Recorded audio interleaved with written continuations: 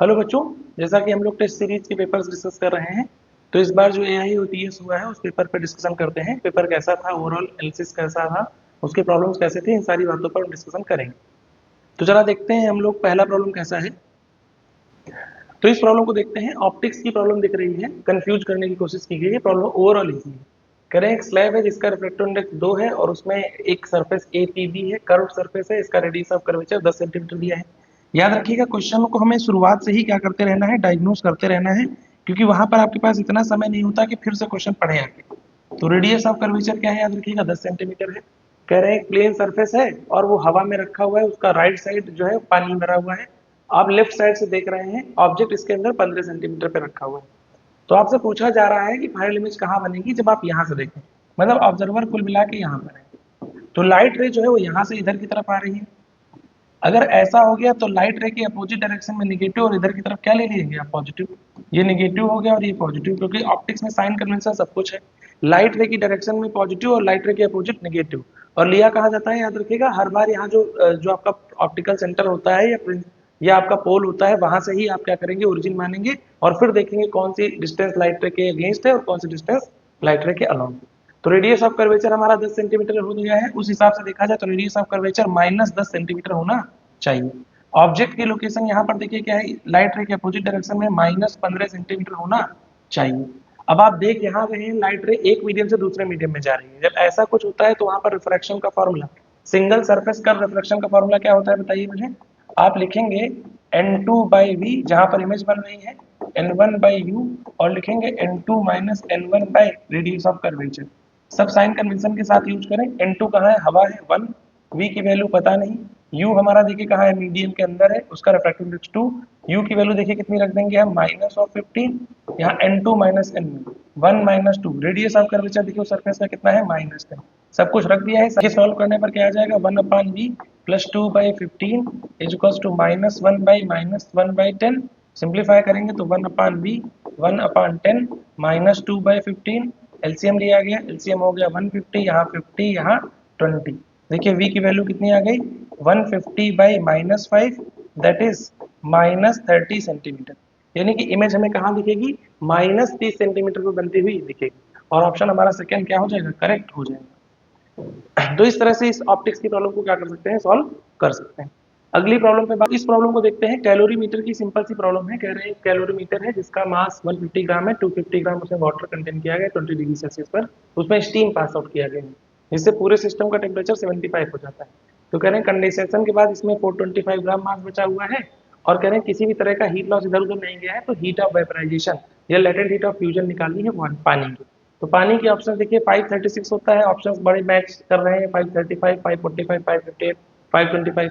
तो मन में हमारे आ सकता है 535 लगा दें, लेकिन हमें ऐसा डायरेक्टली नहीं करना है, क्योंकि वाटर किस तरह का है, एक स्टैंडर्ड वाटर के केस में आप ले सकते हैं, लेकिन जब डिटेल हो तो उसको सोल्यूशन बनाना ही सबसे अच्छा रहता है। तो यहाँ पर देखिए, यहाँ पर स्टीम क्या हुई है, स्टीम कंडेंस हुई है, मतलब हीट सप्लाई यही देने वाली है, और फिर कूल हुई, पहले कंडेंस फिर कूल। स्टीम है कितने ग्राम की, तो देखिए पूरा सिस्टम 400 ग्राम का है, और बाद में 425 ग्राम हो जा रहा है। 4 to 5 ग्राम होने का मतलब एक्स्ट्रा ये जो 25 ग्राम है वो स्टीम है। तो याद रखिएगा स्टीम का अमाउंट मिल गया। अब हम क्या लगाएंगे, अब हम लगाएंगे heat loss is equal to heat gain. याद रखिएगा हीट लॉस कर रही है स्टीम, और हीट गेन कर रहा है हमारा कैलोरीमीटर प्लस वाटर। तो हीट लॉस कितना होगा बताइए, पहले स्टीम कंडेंस हुई, पहले condense 25 into LV latent heat of vaporisation, और फिर कूल हुई, तो कूल होकर वो कहाँ आ गई है, उसका इनिशियल टेम्परेचर तो 100 रहा होगा, 100 से वो कहाँ आ गई 75। और हीट गेन कौन किया है, हमारा कैलोरीमीटर प्लस इसका स्पेसिफिक हीट रख देते हैं। कैलोरीमीटर 150 ग्राम का है, स्पेसिफिक हीट 0.1 है, वाटर है 250, स्पेसिफिक हीट 1 है, और इनका टेम्परेचर डिफरेंस दोनों का सेम है, इसलिए कॉमन लेके 75 माइनस 20 कर देते हैं। देखिए आंसर कितना आ जाएगा, यहाँ 15 और फिर यहाँ आ जाएगा 250, और ये सॉल्व होकर आ जाएगा 55। सॉल्व करेंगे देखिए 265 इंटू 55। अब राइट हैंड की कैलकुलेशन तो बड़ी आसान है हमारी, 25 LV, और फिर यहाँ हो जाएगा 25 इंटू 25 कॉमन लेके डिवाइड कर दीजिए, तो LF की वैल्यू आ जाएगी LF प्लस 25 डिवाइड बाई 25। अब यहाँ 5 से कट कीजिए 5, यहाँ 11 आ गया, इसको कट कर दीजिए 3 और ये 5 हो जाएगा। तो हमारे पास कितना हुआ 53 इंटू 11। सॉल्व करेंगे तो आ जाएगा 583 माइनस 25, दैट इज 558। यहाँ देखिए LF प्लस 25 था, यहाँ LF हो गया और LF की फाइनल वैल्यू कितनी आ गई, LV की फाइनल वैल्यू कितनी आती है 558। तो इस तरह से आप क्या कर सकते हैं, प्रॉब्लम को आसानी से सॉल्व कर सकते हैं। इस प्रॉब्लम की बात करते हैं, फ्लूइड का प्रॉब्लम है, राइट यूट्यूब जो यूटेप ट्यूब होता है उसकी प्रॉब्लम पूछी गई है। कह रहे हैं कि लिक्विड है जो X है, यहाँ पर इसकी डेंसिटी 3.36 दे दी गई है, उसको यूट्यूब में डाल दिया गया है जिसमें मरकरी है। याद रखिएगा ये वाला हिस्सा जो है वो मरकरी से बना हुआ है। अब कह रहे हैं कि इसमें दूसरे हिस्से में वाई लिक्विड डाला गया है और इसकी ऊंचाई 8 सेंटीमीटर है और ऊपर वाला लेवल एक्स और वाई क्या है, सेम है। बच्चे ने जब सॉल्व करा था पेपर तो उसने गलती कर दी थी कि उसने ये लाइन नहीं पढ़ी। याद रखिएगा लाइन पढ़ना जरूरी होता है, वरना आप समझ नहीं पाएंगे कि बेस कहाँ लेना है। इनका ऊपरी लेवल सेम है, देखिए यहाँ पर ये लेवल सेम है, बच्चे ने ये लेवल सेम ले लिया था, लेकिन ऐसा नहीं है। ऊपर वाला लेवल सेम है और वास्तव में देखा जाए तो ये कुछ ऐसे बना हुआ है, इधर की तरफ 10 और इधर की तरफ 8, मतलब ये लेवल जो है कहीं दूसरे पॉइंट पर मिल रहा होगा। देखिए सॉल्व करते वक्त क्या गड़बड़ी होती है पेपर से वो भी पता चलता है। तो अगर देखा जाए तो हमारे पास क्या सिचुएशन है कि ऊपर वाला लेवल सेम है, यहाँ 10 यहाँ 8। फिगर में भी शायद बनाते हुए गड़बड़ी की गई थी, तो वो मान लेते हैं पेपर की मिस्टेक थी, लेकिन हमें पढ़ने पर भी थोड़ा ध्यान देना चाहिए। तो अब जरा देखा जाए, इस आर्म में 10 सेंटीमीटर है और इस आर्म में 8 सेंटीमीटर है। अब सवाल है कि यहाँ पर ये 2 सेंटीमीटर में क्या है, तो ये 2 सेंटीमीटर में हमारी भरी है मरकरी। तब फिर दोनों तरफ सेम लिक्विड हो गया और फिर आप क्या कर सकते हैं, प्रेशर बैलेंस कर सकते हैं पास्कल्स लॉ का इस्तेमाल करते हुए। तो अगर देखा जाए तो pressure in y column is equals to pressure in x column. x column में तो हमारा केवल और केवल लिक्विड है जिसकी डेंसिटी 3.36 है। तो प्रेशर लिखा जाए तो ऊपर लिखा जाएगा P नॉट, वो तो सब में रहेगा। हाइट हाइट कितनी है इसकी 10, डेंसिटी h रो जी, प्रेशर बराबर फॉर्मूला क्या लिखेंगे h रो जी। ये कौन सा प्रेशर है बताइए जल्दी से कमेंट में, ये प्रेशर है हमारा गेज प्रेशर। तो अब जरा देखा जाए, लेकिन पी नॉट लिखेंगे तो एब्सोल्यूट, क्योंकि ऊपर वाला लेवल बंद है या खुला ये बात बताई नहीं गई। तो यहाँ पर हो गई हाइट, डेंसिटी हो गई 3.36 और फिर हो गई हमारी ग्रेविटी 10। तो हाइट डेंसिटी और ग्रेविटी। वाई वाले में हमारे पास दो लिक्विड मौजूद है, यहाँ पर वाई लिक्विड मौजूद है और यहाँ पर क्या मौजूद है याद रखिएगा, यहाँ पर वो हमारा मरकरी मौजूद है। तो हमसे पूछा गया है कि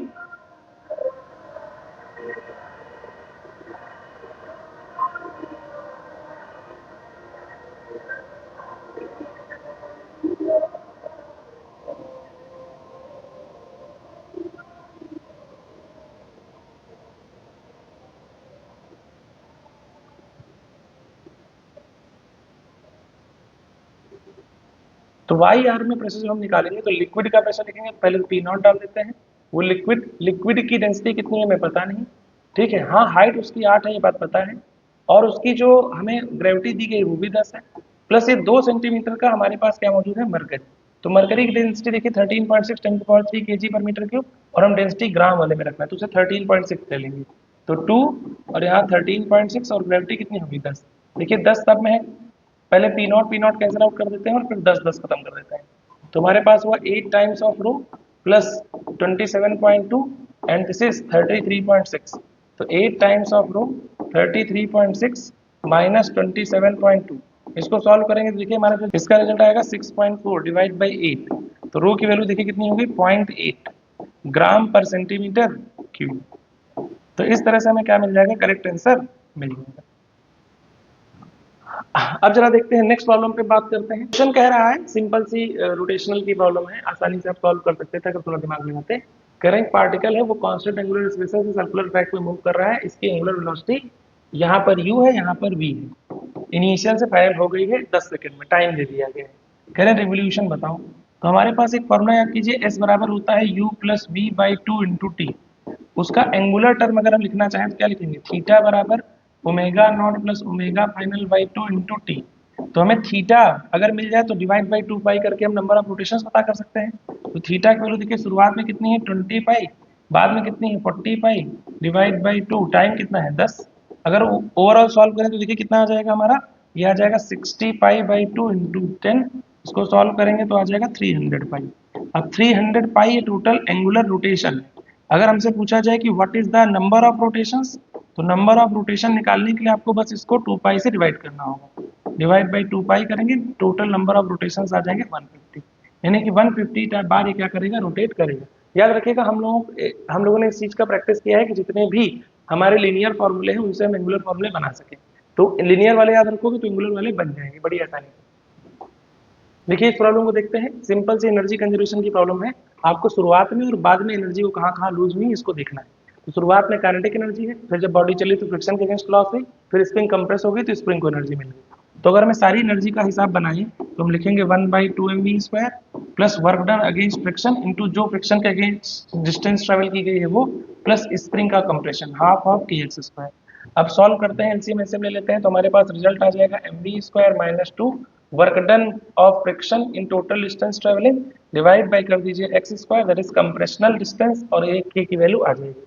m देखिए कितना है, मास है हमारा 5, स्पीड है हमारी 20² minus 2 friction mu times of N 0.1 into 50, तो फ्रिक्शन की वैल्यू यहाँ निकाल लें 0.1 into 50 mu times of N 5 हो गया। फ्रिक्शन 5 हुआ, टोटल डिस्टेंस देखिए 10 मीटर है और जो 50 इंटू यानी कि 0.5 मीटर जो कंप्रेस हुआ है तो हो जाएगा 10.5 डिवाइड बाई, यहाँ तो बस हमें स्प्रिंग का कंप्रेस लेंथ निकालना है 0.5 का स्क्वायर इक्वल्स टू क्या हो गया कि सॉल्व कीजिए, देखिए कितना आ जाता है, ये आ जाएगा 2000 माइनस इसको सॉल्व करेंगे तो आ जाएगा 105 डिवाइड बाई 0.25।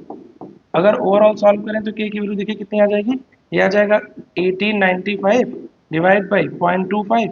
सॉल्व करने पर के की वैल्यू आ जाएगी पहली वाली 7580 न्यूटन पर मीटर। इस तरह से क्या कर सकते हैं, प्रॉब्लम को आसानी से सॉल्व कर सकते हैं। बस एनर्जी कंजर्वेशन पर ध्यान दें, इनिशियल एनर्जी कहाँ है और फाइनल एनर्जी कहाँ कहाँ जा रही है बस। देखिए पेंडुलम की प्रॉब्लम हम लोगों ने कई बार की है और इस तरह की प्रॉब्लम ही है, बस खाली खाली उसको थोड़ा सा नया फॉर्म बना के दे दिया गया है प्रॉब्लम, लेकिन प्रॉब्लम ओवरऑल इसे हम इजी मानेंगे। करें सिंपल पेंडुलम है जिसकी लेंथ 1 मीटर है, उसको ऑस्किलेट करने के लिए अलाउ किया गया है जहां से एम्पलीट्यूड उसका 2 डिग्री है। It collide elastically with wall inclined at 1 degree to vertical, its time period will be. अब यहाँ पर एक चीज ये रिवील नहीं कर रहे हैं कि इसका कोलिजन है कैसा, लेकिन हम जब ऐसा हो तो उसको परफेक्टली इलास्टिक मान लेंगे क्योंकि और कोई तरीका नहीं है। तो अब इस सिचुएशन में क्या हम सॉल्व करने जाएं तो क्या करेंगे, देखिए इसका टाइम पीरियड निकालेंगे। तो टाइम पीरियड का फॉर्मूला क्या हो जाएगा, टाइम पीरियड हो जाएगा 2 pi root over L by G. पहले टाइम पीरियड निकालते हैं, देखिए 2 पाई लेंथ की value 1 meter, root of gravity मतलब 10, ये पाई और रूट ग्रेविटी बराबर हो जाएगा तो इसका टाइम पीरियड आ जाएगा 2 सेकेंड। इसका टाइम पीरियड देखिए कितना आया है 2 सेकेंड, इस बात पे ध्यान रखिएगा। अच्छा जरा देखिए अगर ये पेंडुलम यहाँ से यहाँ तक आएगा और फिर इधर से यहाँ तक जाएगा, टकराएगा, फिर वापस आएगा, फिर इधर की तरफ आएगा, तो देखिए आधा एक तरफ तो एम्पलीट्यूड ही पूरा चल रहा है और दूसरी तरफ बस आधा एम्पलीट्यूड ही चल रहा है। तो याद होगा आपको जीरो से ए तक जाने में आपको टाइम कितना लगता है, याद कीजिए t/4, लेकिन जीरो से a/2 जाने में आपको टाइम लगता है t/12। तो जरा देखिए एक बार t/4 t/4 t/12 t/12, total time कितना हो जाएगा। अगर इस सिचुएशन में हम टोटल टाइम निकालना चाहें तो हो जाएगा t/4 t/4 t/12 plus t/12। तो अगर हम इसको सॉल्व करेंगे देखिए कितना हो जाएगा t/2 plus t/6। Overall solve करते हैं, एलसीएम 4t/6 हो गया या 2t/3 हो गया, 2/3 और टाइम पीरियड 2 सेकंड था तो आ गया 4/3 सेकंड। सिंपल सा आंसर सेकंड वाला हो जाएगा। बड़ा आसान है, अगर ये डिटेल याद है तो काम आसानी से हो जाएगा, वरना वहां ये डिटेल निकालनी पड़ेगी आपको। ड्रिफ्ट के बारे में बात की गई है, सरसम रीजन का सवाल है, सरसम रीजन शुरुआत से ही सॉल्व करते चले। Current drift speed of electron in metals is small, drift speed metal की स्मॉल होती है, बात तो सही है। And charge of electron is also small, ये भी बात सही है। Yet we can obtain a large current in metal, ये बात भी सही है। ड्रिफ्ट वेलोसिटी बहुत छोटी होती है लेकिन फिर भी हम लार्ज अमाउंट ऑफ करंट पता कर सकते हैं, तो असर्सन क्या हो गया, असर्सन हमारा ट्रू हो गया है।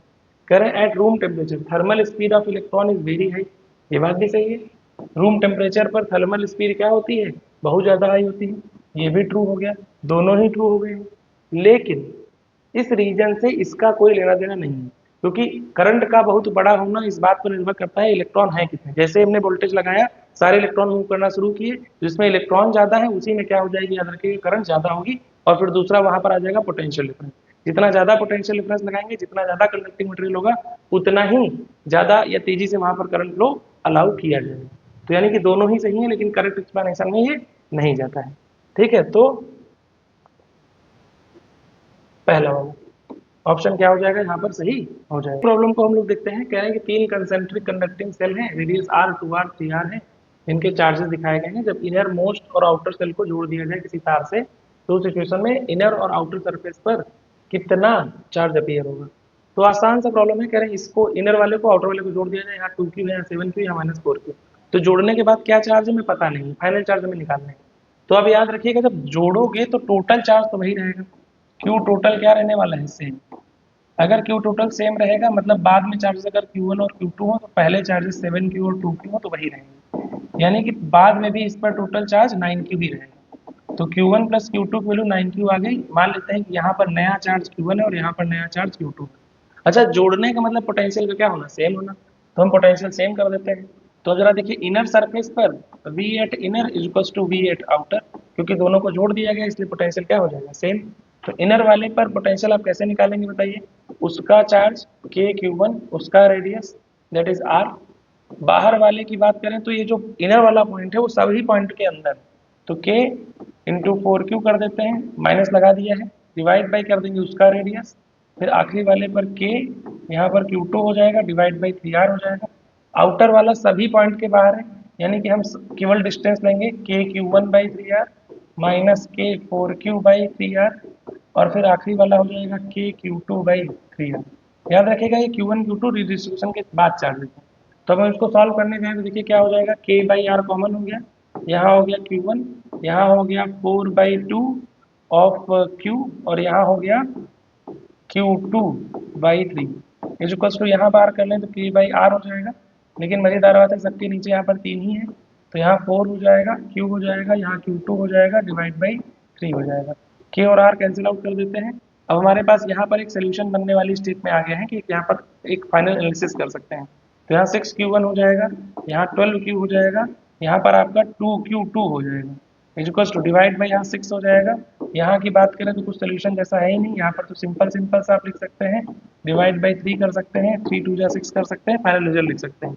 देखिए 6Q1 minus 12Q plus 2Q2 equals to, यहाँ हो जाएगा 2 ऑफ Q1, 2 मल्टीप्लाई हो गया 8 ऑफ Q, और फिर यहाँ हो गया 2 ऑफ Q2।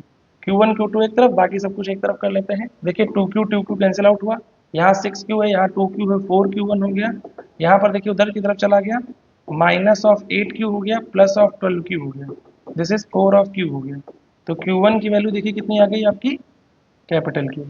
अगर Q1 हमारा कैपिटल Q है तो Q2 कितना होगा, Q2 देखिए हो जाएगा 9Q में Q घटा दीजिए, 8Q हो गया। अब Q1 और Q2 हमारे क्या हो गए हैं, 8Q हो गए। लेकिन सवाल पूछा गया है कि आउटर मोस्ट सेल के इनर और आउटर सरफेस पर कितना चार्ज होगा, मतलब यहाँ पर चार्ज कितना होगा और यहाँ पर चार्ज कितना होगा। जो कॉम्बिनेशन है, कॉम्बिनेशन के बाद में हमने पता कर लिया है कि चार्ज है कितना, तो दूसरे वाले सेल पर 8Q का चार्ज है, लेकिन अंदर क्या है बाहर क्या है ये बात हमें पता नहीं है। तो अब अंदर बाहर निकालने के लिए आपको क्या करना चाहिए, सिंपल सा इंडक्शन रूल इस्तेमाल करना चाहिए। इसको थोड़ा ऊपर करते हैं। अब जरा देखिए जब फाइनल चार्जेस की बात करें तो हम इसको एक बार रीड्रॉ कर लेते हैं। यहाँ पर देखिए कितना आ गया है Q, यह कैपिटल Q आ गया है। यहाँ पर देखिए -4Q था, इंड्यूस बनाइए, यहाँ पर -Q चलाएगा, यहाँ +Q हो जाएगा, और फिर ये सारा चार्ज मिल के यहाँ इंड्यूस करेगा, और फिर उसका बाहर की तरफ इंडक्शन होगा।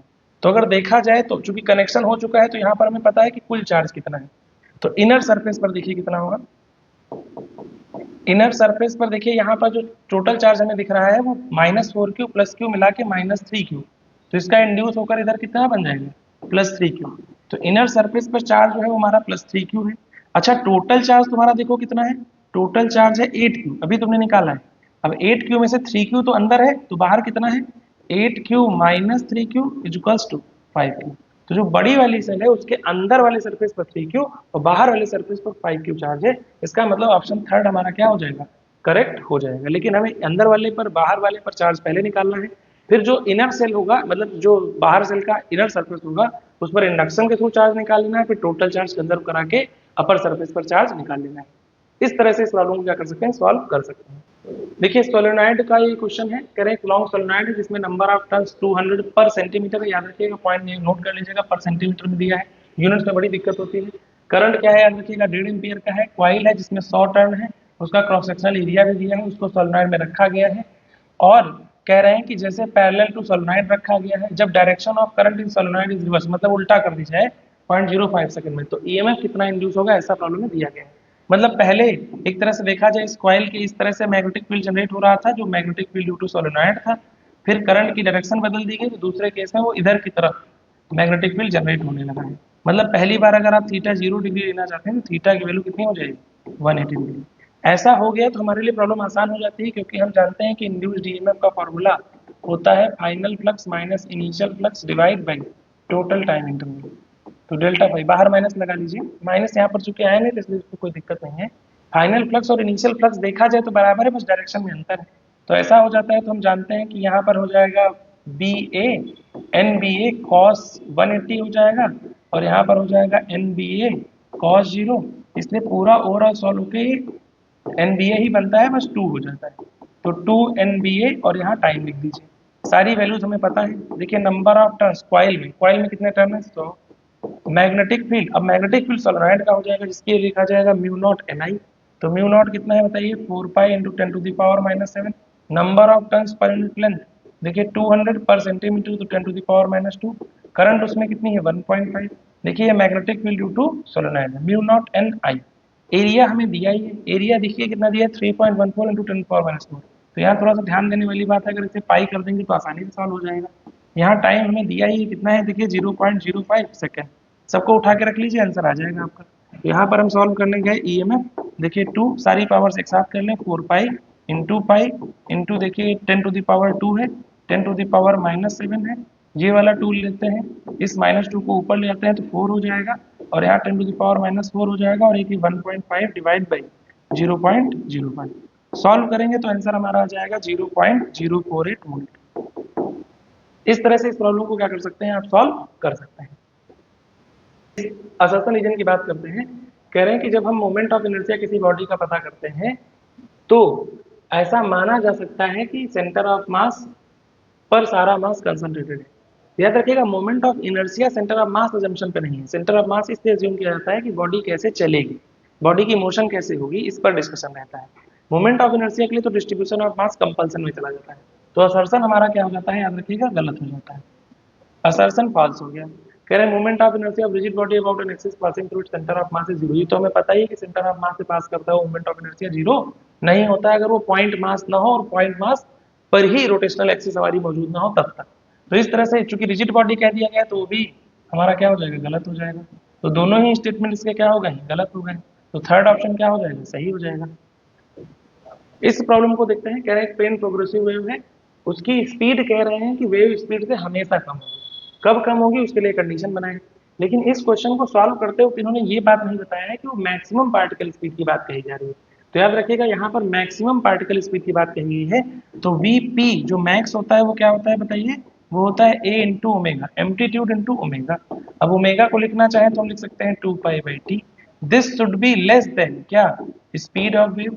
तो स्पीड ऑफ वेव की वैल्यू हम जानते ही हैं। ऐसा वो कह रहे हैं कि कंडीशन बताइए क्या होगा। तो ए इंटू 2 पाई/टी is less than velocity of wave क्या होता है लैम्डा/टी। तो T T cancel out, A into 2 pi should be less than lambda और A should be less than लैम्डा/2 पाई। तो अगर एम्पलीट्यूड ए लैम्डा/2 पाई से कम हो तो मैक्सिमम पार्टिकल वेलोसिटी क्या होती है वेव वेलोसिटी से कम रहती है। ये इस क्वेश्चन में एक तरह से फ्लॉ जनरेट हो गया है कि किस वेलोसिटी की बात कही गई है। लेकिन वो ऑप्शन से गेस कर सकते हैं क्योंकि वहां पर साइन कॉस का कोई टर्म नहीं है। चलिए इस प्रॉब्लम की बात करते हैं। इस प्रॉब्लम में कहा गया है कि एक व्हाइट लाइट है जो कि 70% किसी सरफेस पर गिर रही है और क्या हो रही है 70% एब्जॉर्ब हो रही है, 30% तो रेस्ट कह रहे हैं जो है वो 30% क्या हो रही है रिफ्लेक्ट हो रही होगी। इंसिडेंट बीम की पावर हमें दे दी गई है और कह रहे हैं कि फोर्स कितना इस पे एग्जर्ट होगा, मतलब सरफेस पर फोर्स कितना एग्जर्ट होगा।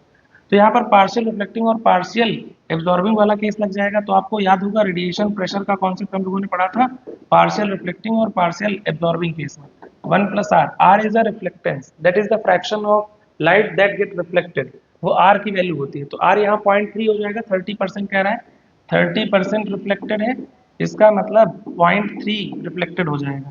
अब यहाँ पर फोर्स पूछा है तो यहाँ फोर्स को intensity into area divide by speed of light 1 + r कर देते हैं। चलिए अच्छा इंटेंसिटी इंटू एरिया पावर बन जाती है, power divide by speed of light 1 + r। मजेदार बात है यहाँ पावर दे दी गई, सब कुछ उठा के रख दीजिए। यहाँ देखिए 10 हो जाएगा, speed of light 3 into 10 to the power 8 हो जाएगी और 1 + 0.3 हो जाएगा। सब कुछ सॉल्व कर लीजिए आंसर आ गया।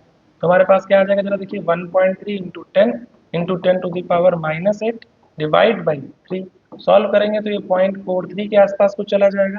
या इसको सॉल्व करेंगे तो 0.43 10 to the power -1 10 to the power -7 overall देखा जाए तो 10 to the power 4.3 into 10 to the power -8 newton का आंसर सही हो जाएगा। इसलिए सेकंड ऑप्शन क्या हो गया करेक्ट हो गया। देखिए कह रहे हैं कि इस प्रॉब्लम में सरफेस टेंशन का प्रॉब्लम है, लेकिन बहुत आसान है फॉर्मूला भी। कह रहे हैं कि हमें जब 27 ड्रॉप को क्या किया गया है, 27 ड्रॉप में एक छोटी बड़ी ड्रॉप को तोड़ दिया गया है, तो कह रहे हैं कि कितना सरफेस एनर्जी में चेंजमेंट होगा। तो प्रॉब्लम बड़ी आसान है, हमारे पास फॉर्मूला भी है। हम जानते हैं कि जब यहाँ सरफेस एनर्जी चेंज लिखा जाएगा डेल्टा यू, तो हम लिखेंगे n into 4 pi r² that is area of bigger area of smaller drop into surface tension, this is surface energy of smaller drops minus T into 4 pi capital R square. Capital R is a radius of bigger drop, बड़े drop की surface energy और सारी छोटे drop की surface energy को आप subtract कर दें तो आपको रिजल्ट मिल जाएगा। बस यहाँ मैटर फंसेगा रेडियस का, नंबर ऑफ ड्रॉप्स का। तो नंबर ऑफ ड्रॉप्स तुम्हें पता है 27 होने वाली है। अब रेडियस को लिखा जाए तो रेडियस के लिए हमारे पास वॉल्यूम कंजर्वेशन वाला प्रॉब्लम होता है। ये हम याद रखें, आर इज टू एन की पावर 1/3 ऑफ स्मॉल आर। आप ये भी याद रखते हैं तो आपका काम हो जाएगा। अगर हम सॉल्व करने जाएंगे तो क्या हो जाएगा बताइए। देखिए 4 पाई सरफेस टेंशन सब में है, n into are square minus capital R square. इस फॉर्मूले को भी याद रखेंगे तो काम हो जाएगा। अब अगर देखा जाए तो एन है, यहाँ आर है, आर मतलब रेडियस की बात यहाँ पर की गई है। तो रेडियस देखिए हमारा कितना है, रेडियस हो जाएगा कैपिटल आर का स्क्वायर एन की पावर 2/3 माइनस आर स्क्वायर। चाहो तो इस आर को भी बाहर ले लो, 4 pi T into are square N, और ये हो जाएगा एन की पावर 1/3। देखिए 2/3 सब्सट्रैक्ट हो गया, यहाँ -1 हो गया। अब सब कुछ रख लेते हैं, एन कितना दिया है बताइए, 27 दिया हुआ है, बाहर एन है भी नहीं, तो हम इसको सॉल्व करके बड़ी आसानी से रिजल्ट बता सकते हैं। 4 पाई इंटू सरफेस टेंशन। अच्छा यहाँ डायमीटर दिया है, उस समस्या का भी समाधान कर लीजिए, d²/4 हो गया। यहाँ ड्रॉप्स 27 1/3 करेंगे तो कितना हो जाएगा, देखिएगा 3 -1 2 हो गया, 4 से 4 खत्म हो गया, आंसर आया 2 पाई टी इंटू d²। याद रखिएगा यहाँ 27 की पावर 27 की पावर 1/3 करेंगे तो 3 आएगा, तो 3 -1 2। तो इस तरह से क्या आ जाएगा, हमारा आंसर आ जाएगा 2 pi T into d², that means first option. इस प्रॉब्लम की बात अगर हम करें तो इस प्रॉब्लम में कहा गया है कि एक रजिस्टर है जिसके अक्रॉस वोल्टमीटर लगा हुआ है, सीरीज में मीटर लगा हुआ है, बैटरी लगी हुई है। कह रहे हैं कि एमीटर और वोल्टमीटर हमारे आइडियल नहीं है। तो एमीटर का रजिस्टेंस जो दिया हुआ है आर ए, वो R/10 दिया हुआ है, और वोल्टमीटर का जो रजिस्टेंस दिया हुआ है वो 10R दिया हुआ है। बड़ा तो है लेकिन वो इन्फिनिटी आर एमीटर के केस में जीरो नहीं है। तो कह रहे हैं रीडिंग पे क्या इम्पैक्ट पड़ेगा, और वोल्टेज और करंट दोनों की रीडिंग पे कुछ कुछ चेंजमेंट दिया गया है, और फिर इन दोनों ऑप्शन को भी बनाया गया है। तो वैसे होता कि इनमें से एक ऑप्शन चेक कर लेते तो काम हो जाता, तो आंसर आ जाता, लेकिन यहाँ पर पहले और दूसरे दोनों को चेक करना पड़ेगा, क्योंकि दोनों वाले ऑप्शन भी मौजूद है। मतलब एमसीक्यू इस टाइप का बनाया गया है, मल्टीपल करेक्ट आंसर्स यहाँ पर हो सकते हैं। तो अगर हम पहले सर्किट को सॉल्व करें तो पहले क्या होगा, फर्स्ट केस जब हमें क्या लगाया गया है देखिएगा, जब हमने कुछ नहीं लगाया है तो यहाँ पर जो करंट होगी वो E/R होगी, और जब वोल्टेज जो होगा वो ई के बराबर होगा। अब इसी में देखा जाएगा कि बदलाव कैसे होगा। जब सेकंड केस में दोनों कनेक्ट कर दिए गए हैं तो करंट तो हम बड़ी आसानी से निकाल सकते हैं, क्योंकि हमारा यहाँ पर रेजिस्टेंस एमीटर वाला देखिए R/10 है, ये दोनों पैरेलल लगे हुए हैं। पैरेलल लगने की वजह से हम सीधा आंसर लिख सकते हैं। देखिए 10R इंटू आर, तो लिखेंगे 10/11 of R, multiplication by addition कर दिया गया, ईएमएफ देखा गया, तो करंट यहाँ पर ये हो गई। अब करंट की वैल्यू देखते हैं तो EMF divide by R/10 plus 10/11 of R. अगर हम इस पूरे डेटा को सॉल्व करें तो आंसर कितना आ जाएगा, देखिए 110 ऑफ ई, एलसीएम ले लिया गया, यहाँ पर देखा गया तो ये 111 ऑफ आर हो गया। अगर देखिए इसको सॉल्व करने पर 0.99 ऑफ ई बाई आर आ जाएगा। उसको अगर हम सॉल्व करके लिखें तो 0.99 ऑफ आई आ जाएगा, क्योंकि आई इनिशियल वाली करंट थी। अगर हम करंट में चेंजमेंट देखें तो क्या हो जाएगा, देखिएगा I minus 0.099 of I divide by I into 100। Solve करेंगे तो ये आ जाएगा 0.01 इंटू 100, और जो सॉल्व करने पर 1% के आसपास आ जाता है। तो इस तरह से percentage error in reading of ammeter is 1%, वो तो बात सही हो जाती है। अब इसी केस में आपको वोल्टेज का भी चेंजमेंट देखना है, क्योंकि वोल्टेज में भी कुछ चेंज होता हुआ हमें दिख रहा है। तो अगर हम वोल्टेज निकालना चाहें तो देखिए यहाँ से यही वाली करंट गई जो यहाँ ड्रॉप की, अब यहाँ करंट गई तो इसके अक्रॉस जो वोल्टेज ड्रॉप होगा वही वोल्टमीटर के अक्रॉस वोल्टेज ड्रॉप होगा, और वही वोल्टमीटर की क्या आएगी, रीडिंग आएगी। तो voltage across this R dash, तो वोल्टेज अक्रॉस आर डैश ही हमारी रीडिंग होगी। तो वोल्टेज के निकालने के लिए आपको क्या करना है, इस करंट से बस मल्टीप्लाई कर देना है। तो हम सॉल्व करने जाएंगे, देखिए क्या हो जाएगा 0.99 of E by R into, ये देखिए 10R/11 कर देते हैं। यहाँ आ जाएगा, सोल्यूशन बनाएंगे 0.0 हो जाएगा, इंटू मल्टीप्लाई करेंगे तो देखिए कितना आ जाएगा 0.9 ऑफ ई आ जाएगा। तो देखिए वी आर की वैल्यू 0.9 ऑफ ई आ गई। अब इस तरह से देखा जाए तो चेंज रीडिंग कितना होगा, डेल्टा वी, तो 1 minus 0.9 of E divide by क्या हो जाएगा हमारा ई को कैंसिल आउट कर देते हैं, इंटू 100 कर देते हैं परसेंटेज चेंज निकालने के लिए। तो हमारे पास जो आंसर आ जाएगा वो 10% के आसपास आ जाएगा। तो यानी कि वोल्ट मीटर की जो रीडिंग है उसमें 10% का चेंज हुआ है, यानी कि सेकंड ऑप्शन भी सही, यानी कि दोनों ही करेक्ट हो जाते हैं, इसलिए थर्ड ऑप्शन क्या हो जाएगा हमारा करेक्ट चॉइस बन जाएगा। देखिए ऑप्टिक्स की इस प्रॉब्लम की बात कही जाए तो ऑप्टिक्स की प्रॉब्लम दिखने में कठिन लग रही है लेकिन है बड़ी आसान। बस एक बात आप याद रखें कि जो प्रिंसिपल एक्सिस होती है वहां से जब आप डिस्टेंस लेते हैं, जो हाइट होती है वो हाइट ऑफ ऑब्जेक्ट ली जाती है, चाहे ऑब्जेक्ट एक्चुअल में उतना बड़ा हो या ना हो, उससे ऊंचाई भी हाइट की तरह से कंसिडर की जा सकती है। तो अब क्वेश्चन को देख लेते हैं कि ये मिरर है, मिरर को बीच से काट दिया गया है, मतलब 1 सेंटीमीटर यहाँ ऊपर चला गया है और 1 सेंटीमीटर यहाँ नीचे चला गया है, मतलब ये वाली हाइट भी 1 सेंटीमीटर है, ये वाली हाइट भी 1 सेंटीमीटर है। सी वाले सेंटर ऑफ कर्वेचर पर ही ऑब्जेक्ट रखा हुआ है। तो जैसे ही सेंटर ऑफ कर्वेचर पर ऑब्जेक्ट रखा हुआ, हमें बात पता चल गई कि इमेज तो सेंटर ऑफ कर्वेचर पर ही बननी है और जिस साइज का ऑब्जेक्ट है उस साइज की इमेज बननी है। तो ऑब्जेक्ट अगर यहाँ पर हमारा सोचिए 1 सेंटीमीटर का है, 1 सेंटीमीटर हाइट पर है, तो इमेज भी 1 सेंटीमीटर हाइट पर होगी, मतलब ये 1 सेंटीमीटर हो जाएगा। इधर भी कितना हो जाएगा 1 सेंटीमीटर। अब इन दोनों के बीच की दूरी देखिए 1 2 3 4, तो आंसर कितना आ गया 4 सेंटीमीटर। और सेकंड ऑप्शन क्या हो जाएगा करेक्ट हो जाएगा। देखने में कठिन है लेकिन प्रॉब्लम बहुत आसान है। इलेक्ट्रिसिटी का एक सिंपल सा प्रॉब्लम है। करें 5 वोल्ट की बैटरी है, 2 ओम 3 ओम 10 वोल्ट और एक वेरिएबल रेजिस्टेंस आर। करें maximum power in resistance R. तो मैक्सिमम पावर रेजिस्टेंस में कब होती है हमें पता है, मैक्सिमम पावर एनर्जी थ्योरम क्या कहता है कि जब आर की वैल्यू बचे हुए सर्किट के इंटरनल के बराबर हो या बाकी बचे हुए रेजिस्टेंस के बराबर हो तो पावर जो है मैक्सिमम ड्रॉप करती है। तो वहाँ आर की वैल्यू देखिए 3 है, ये 2 है, तो आर की वैल्यू इन्हीं दोनों के बराबर मतलब 5 ओम के बराबर हो जानी चाहिए और मैक्सिमम ड्रॉप। तो मैक्सिमम पावर ड्रॉप के लिए हमें पता चल गया कि 5 ओम होना चाहिए इस आर का वैल्यू। ऐसा हो गया तो सर्किट में करंट मिल गया। करंट देखिए कितना है 3 2 5 5 10। तो यहाँ पर देखिए जो टोटल रेजिस्टेंस है सॉरी वो कितना हो गया, टोटल रेजिस्टेंस हो गया हमारा 10 ओम। इस तरह से करंट सर्किट में क्या आ गई टोटल वोल्टेज देखिए दोनों एक ही टर्मिनल की तरफ जुड़े हुए हैं, यहाँ 10 है यहाँ 5 है, तो 15 डिवाइड बाई 10 करंट हो गई 1.5 एम्पियर।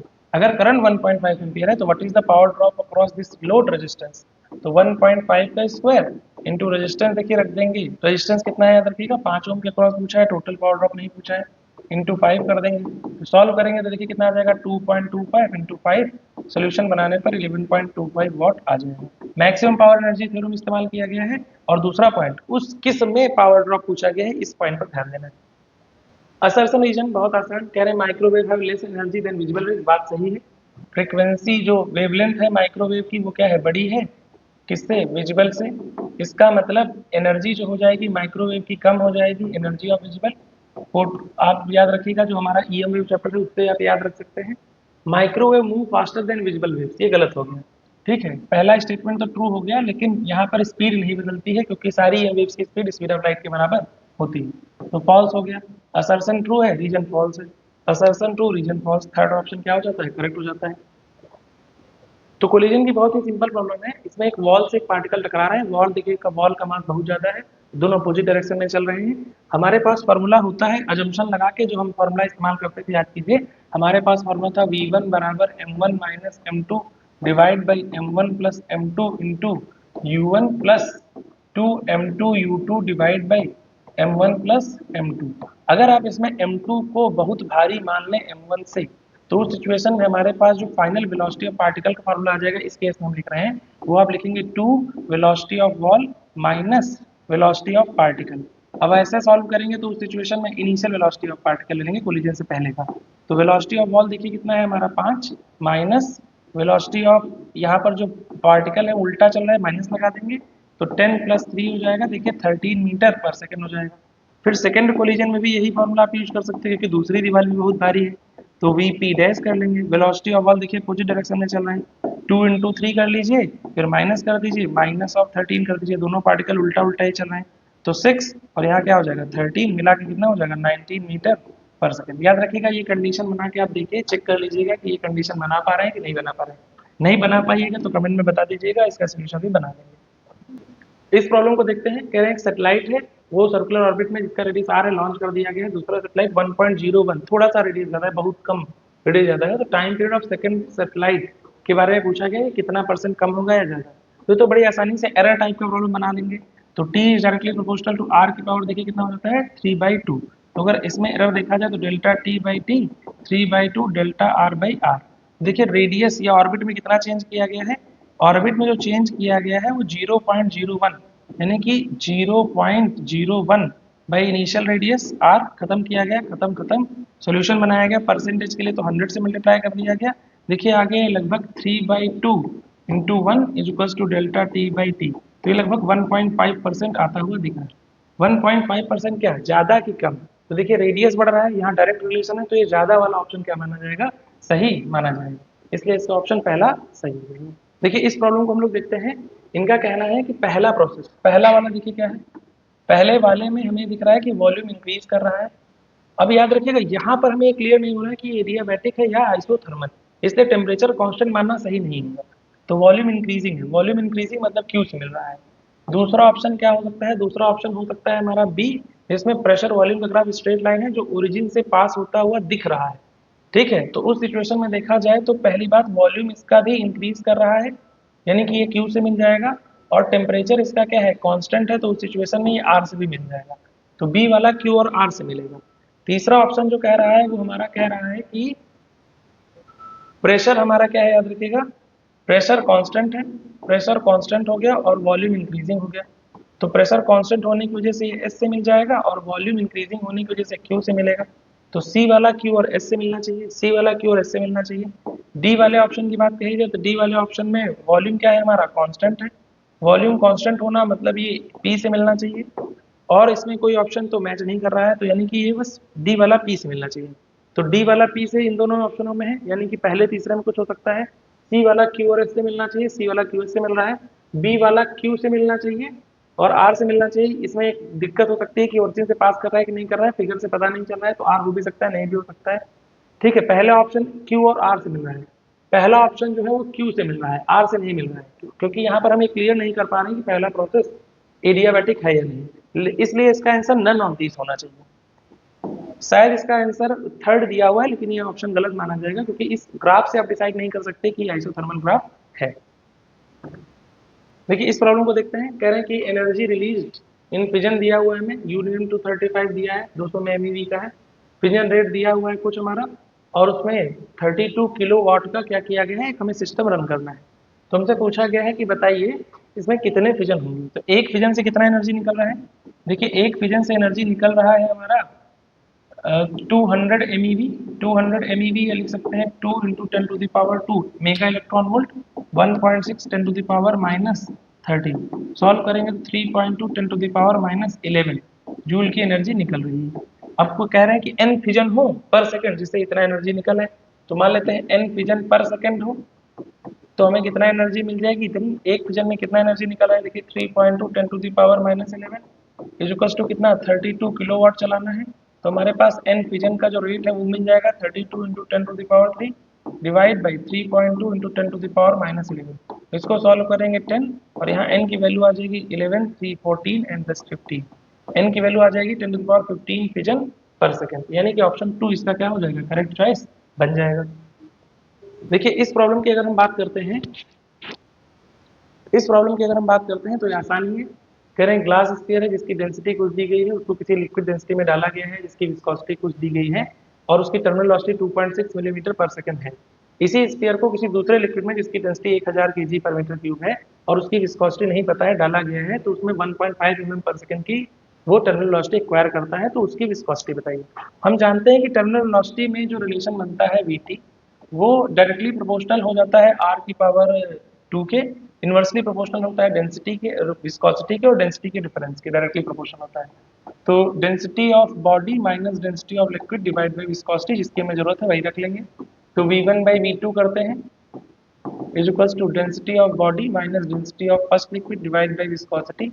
अब विस्कोसिटी ऊपर चला जाएगा और यहाँ लिखा जाएगा density of body minus density of second liquid. सबकी वैल्यूज हमें पता है, पहली देखिए हमारी जो टर्मिनल स्पीड है वो 2.6 है और दूसरी 1.5 है मिलीमीटर पर सेकंड है, इसमें कुछ डिवाइड कुछ कन्वर्जन करने की जरूरत नहीं है। डेंसिटी ऑफ बॉडी जो दी गई है वो 2500 दे दी गई है, डेंसिटी ऑफ फर्स्ट लिक्विड आपको 1200 दे दी गई है, ईटा 1 की वैल्यू हमें दे दी गई है 0.1, ईटा 2 ही अननोन है, तो यहाँ पर डेंसिटी ऑफ स्फीयर 2500 रहेगा और जो दूसरा वाला डेंसिटी हो जाएगा वो 1000 है। सबकी वैल्यूज रख देते हैं, डेसिमल कट कर देते हैं, देखिए 26/15 और यहाँ ऊपर आ जाएगा देखिए 1300 डिवाइड बाई 0.1 और यहाँ N2 आ जाएगा और यहाँ पर देखिए 1500 आ जाएगा। अब देखा जाए तो इस 15 से 15 को कट करके 100 बना देते हैं और यहाँ कट कर देते हैं, 2 कर देते हैं, 0 जीरोस खत्म आउट कर देते हैं, इंटा 2 की वैल्यू आ गई 2 इंटू 0.1 दैट इज 0.2। तो 0.20 ट्वाइस हमारा सेकंड ऑप्शन क्या हो जाता है, करेक्ट बन जाता है। टर्न वेलोसिटी का फॉर्मूला डायरेक्टली आप क्या कर सकते हैं, कंपेयर कर सकते हैं। देखिए इस प्रॉब्लम की बात करें तो हमें वर्क फंक्शन ऑफ मेटल निकालना है, फाइंड आउट करना है। हम क्या कर सकते हैं, बड़ी आसानी से प्रॉब्लम को सॉल्व कर सकते हैं अगर हम डेटा का इस्तेमाल करें तो। करेक्ट पहले 350 नैनोमीटर डाला गया है, फिर 450 नैनोमीटर डाला गया है, और मैक्सिमम वेलोसिटी जो हो जाती है वो क्या हो जाती है, हाफ हो जाती है। पहले लैम्डा 1 डाला गया है, तो लैम्डा 1 में वेलोसिटी मान लो v है, तो काइनेटिक एनर्जी k है। जब लैम्डा 2 डाला गया है तो v/2 हो गई, तो काइनेटिक एनर्जी k/4 हो जाएगी। याद रखिएगा काइनेटिक एनर्जी से ही आपको क्या बनाना है, रिलेशन सेटअप करने हैं। तो अगर हम प्रॉब्लम को सॉल्व करने जाएं तो सारे डिटेल डिटेल उठा के रखेंगे वहां पर। फॉर्मूला क्या है हमारे पास है kinetic energy is equals to energy of photon minus work function. तो काइनेटिक एनर्जी पहले के मान लेते हैं, एनर्जी निकालेंगे तो एच सी बाई देखिए कितना हो जाएगा हमारा 350 नैनोमीटर वाला सीन बन जाएगा, माइनस आई हमें पता नहीं। ठीक है, दूसरा क्या हो जाएगा, दूसरा इक्वेशन में हमें मिल जाएगा k/4 equals to h c by 450 nanometre हो जाएगा, माइनस हम क्या करेंगे 5, इक्वेशन नंबर 2 कर देंगे। इक्वेशन 1 और इक्वेशन 2 को हमें क्या बनाना चाहिए, सोल्यूशन बनाना चाहिए। अच्छा उसमें ट्राई कीजिएगा कि एच सी वाला टर्म, ये जो के वाला टर्म है ये खत्म हो जाए, तो इसको क्या कीजिए 1/4 से क्या कर दीजिए, आप सीधा मल्टीप्लाई कर दीजिए पूरे इक्वेशन को। अगर ऐसा करेंगे तो ये वाला टर्म हमारा खत्म हो जाएगा। देखिए k/4 हो गया, h c by 4 into 350 nanometre हो गया, माइनस 5/4 हो गया। यहाँ देखिए k/4 है, एच सी बाई 450 नैनोमीटर आ गया, फिर माइनस पाई आ गया। अब इन दोनों को क्या करें, सब्सट्रैक्ट करें, minus minus plus cancel out. चाहे तो बराबर कर दें, सीधा सीधा वैल्यू उठा के बराबर भी आप कर सकते हैं। तो हमारे पास क्या रिजल्ट आ जाएगा, देखिए h c by 4 into 350 nanometre minus h c by 450 nanometre, और यहाँ सॉल्व करने पर आ जाएगा आपका प्लस 3π/4। सॉल्व करने पर हमारे पास पड़ती है 4 इंटू 10⁻⁻19 जूल। इस तरह से क्या कर सकते हैं, प्रॉब्लम का सोल्यूशन बना सकते हैं। नेक्स्ट प्रॉब्लम तो बहुत ही आसान आ जाता है, आपका याद होगा ऐसे अरेंजमेंट से आपने बहुत सॉल्यूशन बनाया है कि लाइट स्प्रिंग है जिसके दोनों तरफ खुली है, मास m1 m2 है, g/8 का स्केलेशन है, तो मास रेशियो बताइए। हम जानते हैं कि स्केलेशन का हमारे पास डायरेक्ट फार्मूला है, स्केलेशन का फार्मूला इस्तेमाल करते हैं m1 minus m2 divide by m1 plus m2 into G. हम सॉल्व करें तो इसकी वैल्यू देखिए g/8 आ गई, जी कैंसिल आउट कर दिया, क्रॉस मल्टीप्लाई कर लिया, 8m1 minus 8m2 is equals to m1 plus m2। m1 एक तरफ आ गया, देखिए 8m1 माइनस m1, और उधर की तरफ m2 प्लस 8m2 हो गया, तो यहाँ देखिए 7m1 हो गया, यहाँ 9m2 हो गया। तो m1/m2 का रेशियो देखिए कितना आ गया, 9/7, यानी कि ऑप्शन 2 क्या हो गया, करेक्ट हो गया। Very easy problem. देखिए इस प्रॉब्लम की बात करें तो ट्रैवलिंग माइक्रोस्कोप का एक्सपेरिमेंटल पार्ट में मैंने सेटअप बनाया था कि कैसे सॉल्यूशन बनाया जाता है, उस वीडियो को देख लीजिएगा कैसे सॉल्यूशन बनाते हैं इसका। ठीक है, तो इसमें कहते हैं कि एक लाइकोपोडियम पाउडर यहाँ पर ऐसे रखते हैं, एक स्लैब लेते हैं, माइक्रोस्कोप से देखते हैं, एक बार इसको ऐसे देखते हैं, यहाँ क्रॉस बना देते हैं, एक बार डायरेक्टली माइक्रोस्कोप से देखते हैं, पहली रीडिंग लेते हैं, फिर माइक्रोस्कोप से इसका टॉप सरफेस देखते हैं और बॉटम सरफेस देखते हैं। तो जब बॉटम सरफेस देखोगे तो अपरेंट शेप दिखेगा, यहाँ से देखोगे तो डायरेक्ट दिखेगा। तो ये इन दोनों का मतलब इस रीडिंग का और इस रीडिंग का डिफरेंस लेकर एक्चुअल डेप्थ निकाल लेते हैं, और इस रीडिंग और इस रीडिंग का लेकर अपरेंट डेप्थ निकाल लेते हैं, और फिर दोनों से क्या निकाल सकते हैं, रिफ्रैक्टिव इंडेक्स आप निकाल सकते हैं। तो रिफ्रैक्टिव इंडेक्स का फॉर्मूला देखिए क्या होता है, D real by D apparent. बस रखें, आपको आंसर मिल जाएगा। डी रियल में मैंने कहा कि इसकी रीडिंग, और डी रियल में देखिए किसका रखिए, विदाउट स्लैब वाली रीडिंग ले लीजिए, डी वाले ऑप्शन में आप सी वाली रीडिंग ले लीजिए और ए वाली रीडिंग ले लीजिए। तो क्या आप लिखेंगे 5.350 माइनस 2.150, और फिर जब नेक्स्ट रीडिंग लेनी हो तो मतलब नेक्स्ट वाला जो अपरेंट निकालना है वो इसमें और इसमें ले लीजिए। तो 5.350 माइनस 3.350, ऊपर वाले को सॉल्व करेंगे तो आ जाएगा आपका देखिए 0 आ जाएगा, 3.2 आ जाएगा, नीचे वाले को सॉल्व करेंगे तो आ जाएगा आपका 2। सोल्यूशन बनाने पर देखिए कितना आ जाएगा 1.6, यानी कि ऑप्शन 3 क्या हो जाएगा, करेक्ट हो जाएगा। बहुत आसान प्रॉब्लम है हमारी इसकी, क्या नाम है, स्लैब की। चलिए हम इस प्रॉब्लम को देखते हैं। प्रॉब्लम काफी आसान है, कह रहे हैं कि इलेक्ट्रॉन है उसको ओरिजिन से प्रोजेक्ट किया गया है 3.2 आई कैप प्लस जे कैप से। हम इसको बस डायरेक्शन से सॉल्व कर लेंगे। देखिए हमारा पार्टिकल जो है वो इधर की तरफ जा रहा है, इलेक्ट्रॉन इधर की तरफ मूव किया है, वेलोसिटी इसकी आई कैप और जे कैप में है, ये हम एक्स एक्सिस मान ले रहे हैं और ये हम वाई एक्सिस मान रहे हैं। मैग्नेटिक फील्ड इससे परपेंडिकुलर है क्योंकि 2 के कैप में है। अब अच्छा देखा जाए तो उस हिसाब से देखा जाए वी क्रॉस डी करें, वी की डायरेक्शन में हाथ रखें, वी की तरफ उंगलियों में, फोर्स नीचे की तरफ आ जाएगा परपेंडिकुलर। बट यहाँ पर सिचुएशन है कि इलेक्ट्रॉन है इसलिए फोर्स इधर की तरफ आ जाएगा। फोर्स इधर की तरफ आना मतलब फोर्स हमेशा किधर की तरफ लगता है, सेंटर की तरफ। तो सेंटर कहीं यहाँ पर होगा, तो हम इस स्फीयर का सेंटर समझ जाते हैं कि वो माइनस एक्स और वाई कैप में होना चाहिए। अब जरा देखिए एक बात और, वेलोसिटी परपेंडिकुलर है मैग्नेटिक फील्ड के लिए, इसलिए हेलिक्स नहीं बनेगा, नो हेलिक्स शेप या नो हेलिकल शेप। इसलिए ये दोनों ऑप्शन क्या हो गए हमारे, गलत हो गए। बच्चों को हेलिकल में बड़ा कंफ्यूजन था, वेलोसिटी एक्स वाई प्लेन में, मैग्नेटिक फील्ड जेड प्लेन में, इसलिए यहाँ पर हेलिक्स तो नहीं बनना है। अब चुनना है हमें कि वो किस कोऑर्डिनेट में या कौन सा सर्कल बनना है। अब सर्कल में समस्या आ गई कि यहाँ पर एक्स इन्होंने कर दिया, वाई कर दिया, उल्टा कर दिया। तो आपको इस माइनस एक्स और प्लस वाई पे गौर करना है। देखिए माइनस एक्स कहाँ है, एक्स ऊपर है, माइनस एक्स नीचे है, और यहाँ पर प्लस वाई है, इधर की तरफ माइनस वाई। तो ये वाले सर्कल का सेंटर देखिए यहाँ कहीं पर होगा, मतलब माइनस एक्स प्लस वाई की तरफ होगा। यही ऑप्शन क्या हो जाएगा, करेक्ट हो जाएगा। ये ऑप्शन में देखा जाए तो इसका सेंटर कहाँ पर है, माइनस वाई प्लस एक्स, इसलिए ये सही नहीं माना जाएगा। बनेगा सर्कल, लेकिन सेंटर कहाँ होगा ये बात डिसाइड करना। सेंटर की तरफ क्या लगता है हमेशा, फोर्स। तो फोर्स जिधर की तरफ लग रहा है उधर ही सेंटर हो जाएगा, इसलिए ऑप्शन थर्ड करेक्ट चॉइस बनेगा। देखिए अगर हम इस प्रॉब्लम को देखें तो कह रहे हैं एक बलून है जो कि ऊपर की तरफ जा रहा है कांस्टेंट वेलोसिटी 10 मीटर पर सेकंड से। अब वो एक पत्थर फेंकता है जो कि 11 सेकंड में नीचे जाता है। तो height of balloon from ground eight moment when stone was dropped is. ये तो सिंपल सा काइनेटिक्स का प्रॉब्लम है। एक पत्थर को किसी बलून की किसी हाइट से क्या कर दिया गया है, छोड़ दिया गया है, और फिर पूछ रहे हैं कि जब यहाँ से छोड़ा जाएगा तो कुछ देर बाद ये ऐसे चलते चलते आएगा। तो पूछा जा रहा है कि कितनी देर में ये जमीन पर पहुंच रहा है, वो टाइम दे दिया गया है, टाइम 11 सेकंड है। अब आपसे पूछा जा रहा है ये ऊंचाई बताओ। तो ये तो सिंपल सा हमारे पास प्रॉब्लम है कि अगर हम इक्वेशन ऑफ मोशन यूज कर लें तो वो वेक्टर फॉर्म में तो हम सीधा सोल्यूशन बना सकते हैं। देखिए हो जाएगा U T plus half of acceleration into T square. हमें सब कुछ पता है, एच हमें नहीं पता है कितना है। इनिशियल वेलोसिटी देखिए 10 मीटर पर सेकंड ऊपर की तरफ, टाइम लग रहा है 11 सेकंड। ग्रेविटी नीचे की तरफ है 10 और टाइम फिर से हमें लग रहा है 11 सेकंड। हम सॉल्व करें तो देखिए 110 आ जाएगा, माइनस 5 कर देंगे, 5 इंटू 121 हो जाएगा। सोल्यूशन बनाने पर 110 माइनस 5 जीरो, और ये 5 आ जाएगा, सोल्यूशन माइनस 495 मीटर आएगा। डिस्प्लेसमेंट नेगेटिव मतलब नीचे की तरफ हो रहा है, साइन से कोई लेना देना नहीं, क्योंकि वो पूछ रहे हैं कि हाइट कितनी थी, तो आंसर 495 लगा देंगे आप। देखिए ऐसा क्वेश्चन हम लोग ऑलरेडी डिस्कस कर चुके हैं, ऑर्बिटल स्पीड वाला प्रॉब्लम है। कह रहे हैं कि एक बार उसका रेडियस 2.12 एंगस्ट्रॉम है, एक बार 4.77 एंगस्ट्रॉम है। तो हाइड्रोजन किस एनर्जी स्टेट में है। तो आप पहले के करस्पॉन्डिंग एनर्जी स्टेट निकाल लें, एन की वैल्यू क्या है और फिर उसकी एनर्जी, और फिर दोनों की एनर्जी निकाल कर सोल्यूशन बना सकते हैं। तो आर बराबर आप एन स्क्वायर आर नॉट लिखते हैं, एक बार 2.12 एंगस्ट्रॉम डिवाइड बाई 0.53 कर दें, आर नॉट की वैल्यू एन स्क्वायर यहाँ से देखिए 4 आ जाएगा, यानी कि एन की वैल्यू 2 आ जाएगी। फिर दूसरे केस के लिए सॉल्व करें तो 4.77 डिवाइड बाई 0.53 कर दें, एन स्क्वायर निकाल लें तो एन स्क्वायर की वैल्यू देखिए 9 आ जाएगी, एन की वैल्यू 3 आ जाएगी। तो एक तीसरा एनर्जी स्टेट है और एक दूसरा एनर्जी स्टेट है।